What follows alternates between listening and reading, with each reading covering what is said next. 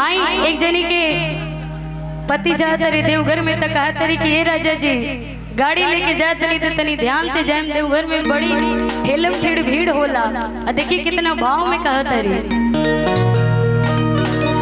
कि गाड़ी लेके बढ़ी यस जय हो मुर्टर सजनमा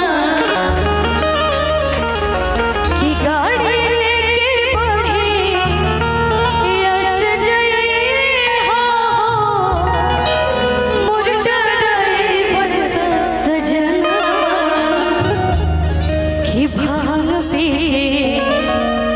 कि गाजा पी गाड़ी जन चले हो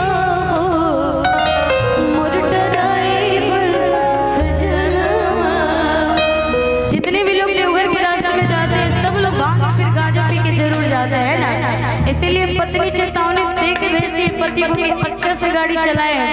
तब क्योंकि धक्का मार दे तो बहुत फाइन लग जाएगी कि गाड़ी